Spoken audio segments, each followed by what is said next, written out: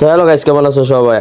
আশা করি সবাই ভালো আছো। তো কেমন হইব যদি একটা রাশার 360 ডিগ্রি অ্যাঙ্গেলে সাহস নিয়ে সরাসরি গিয়ে এনিমির উপর রাশ করে দেয়, তাও আবার আনতে হইব তার বুইয়া। এটা হচ্ছে তার চ্যালেঞ্জ।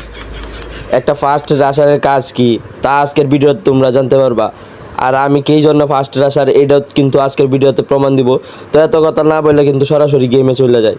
তো আসো কীভাবে আমি 360 ডিগ্রি অ্যাঙ্গেলে সাহসের পরিচয় দিই তা তোমরা গেমের মাধ্যমে দেখতে পারবা। তো এত বক না করে ভিডিওটা শুরু করি। আর তুমি এত মুসরামুসরি না করে ভিডিওটির একটি লাইক দিয়ে চ্যানেলটি সাবস্ক্রাইব করে দাও। বাইরে ভাই একটা রাশা রয়ে যে বুয়ে আনতে কতটা সহজ তা তোমরা এই ভিডিওর মাধ্যমে দেখতে পারবা। তো প্রথমে মনস্টার টাক নিয়ে আনো, আমি এনিমি খুঁজতেছি কিন্তু এনিমি ভাই না, এনিমি এলাইবে এখনও 10টা। তো ভাই শেষে 360 ডিগ্রি অ্যাঙ্গেলে সাহস নিয়ে আমি মনস্টার টাক লয়ে আগায়া যাইতেছি। এনে দেখি অলরেডি আমার ম্যানরে করে দিতেছে নক, অর্ধেক ড্যামেজ খাইয়া লাইছে। তো এই ম্যানও কিন্তু সাহস লয়ে হিল করে আবার আমারে সারভাইভ করতেছে বা আমারে হিল দিতেছে আর কি। এনিমিরাও কিন্তু নাজেহাল করে লাইছে, একটা অলরেডি নক করে দিছে।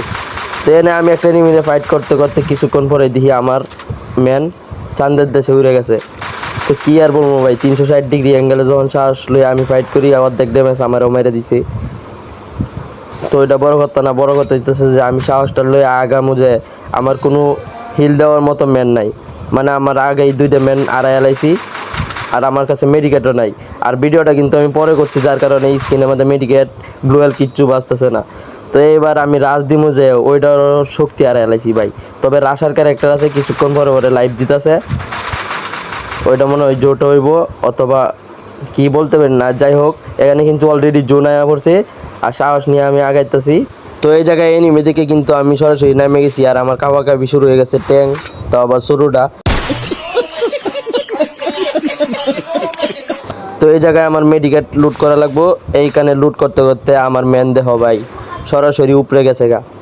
এমনিতেই ভাই 360 ডিগ্রি অ্যাঙ্গেলে সাহস জোগাইতে পারতেছি না, তাও আবার ম্যান একটা উপরে গেছে গা। তো যাই হোক, কী করার, এখানে একটা মেডিকেট লাগায় তারপরে জুনে ঢুকতে হইব। তো ভাই এই জায়গার মধ্যে দেখো গেম প্লেটা, মানে এই দিক দিয়ে একজন মারতেছে, ওই দিক দিয়ে টাটপাটি করতেছে, কী নিয়ে আগাইবো ওইটাই আমি বুঝতেছি না। অবশেষে কিন্তু আমার গ্লুয়েল আছে 2টা। তো এই জায়গায় কারো কিন্তু আমি এনিমিকে যথেষ্ট পরিমাণে ড্যামেজ দেওয়ার চেষ্টা করতেছি আর কি। তো লঞ্চ প্যাড ফালাইতে ফালাইতে অর্ধেক আমার ড্যামেজ নাই। 4 লেভেলের বেসের কারণে কিন্তু গেরিনা আমার এখনও বাসায় রাখছি। তো গেরিনার দোয়া এখন আমি বেঁচে আছি। তো সামনে আগাইতে গেলে আমার গ্লোয়েল লাগবো আর একটা গ্লোয়েল দিয়ে কীভাবে আমি রাশ করবো, এই এনিমিটারে তো অবশ্যই মারতে হইব। তো এই জায়গায় এই এনিমিটা কী বোকা মারাটা শিখাইছে তা তোমরা দেখতে পারবা। আর আমি ড্যামেজ দিয়ে এনে রাজ দিই নাই, কারণ আমার কাছে ক্যারেক্টার অলরেডি সবগুলা বন্ধ হয়ে গেছে। কি একটা আমার সেমাইরে আমার ক্যারেক্টার বন্ধ হয়ে লাইছে, তা তো তোমরা জানোই গেম খেলো যখন। তো ভাই এই জায়গার মধ্যে আমার সাহসিকতার পরিচয় দেখে তোমরা অবাক হইবা, কারণ গ্রোজা দিয়ে হেডশট না দেয় আমি বডি শট দিয়ে এনিমিটারে ওয়াইপ আউট করে দিছি। এই দেখো অলরেডি ওয়াইপ আউট। আর একটা এনিমি আছে ভাই, কোন জায়গায় আছে এটা আমি জানি না। আমার কাছে আর 3টা গ্লোয়াল আছে, কারণ এনিমি লুট বক্সে লুট করে পাইছিলাম।